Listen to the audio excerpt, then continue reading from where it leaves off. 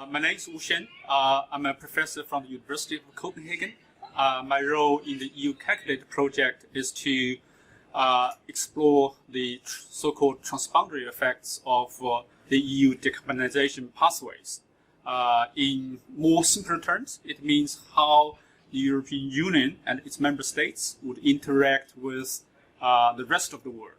As you know, that the European Union has been a major trading bloc in the world, and a lot of things that we're consuming today are sourced from foreign countries, and the foreign consumers are also benefiting from the various things that are made within this, the European Union.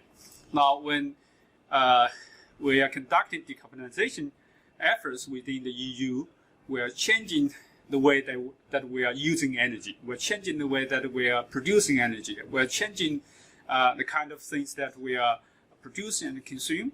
And that also affects how we are making exchanges with the rest of the world. So it is important to understand and to foresee this kind of changes.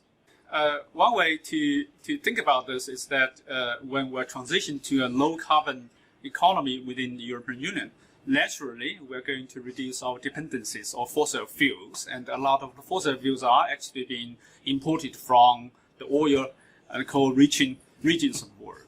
So simply transition to a low carbon economy would immediately suggest that we're going to reduce our imports from those regions.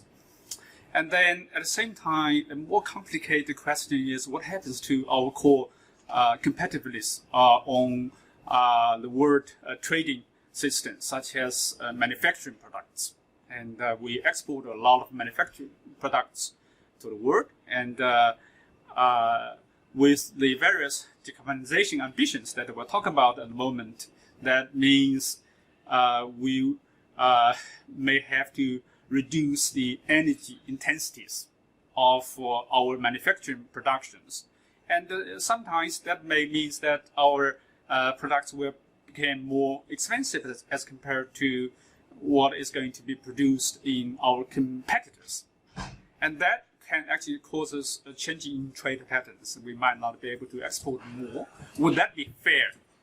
Particularly when other parts of the world are not committing to their fair share of carbon emission reductions. So then we'll start talking about, do we want to do something about it? So then that would trigger very, very interesting discussions about international trade policy. The kind of results that we're going to provide from our particular module is in relation to changing trade patterns in terms of imports, exports measured in billions of euros. We're also going to produce results in relation to our trade balance, and which is the difference between our exports and our imports with the rest of the world. Another very, very important number to check is the so-called carbon emission rates.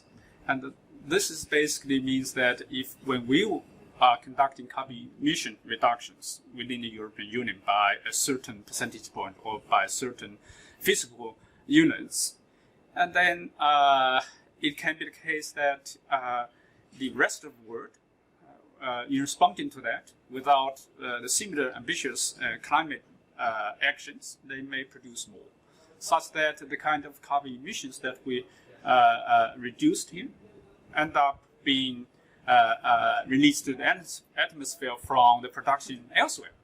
So that would be a very, very interesting result to look at. The European Union, I think we have gathered a tremendous momentum towards a low-carbon society, and that is for sure. But to realize this goal globally, I think work still has to be done to persuade our colleagues in other parts of the world to go along with us, because it cannot actually be done by the European Union itself.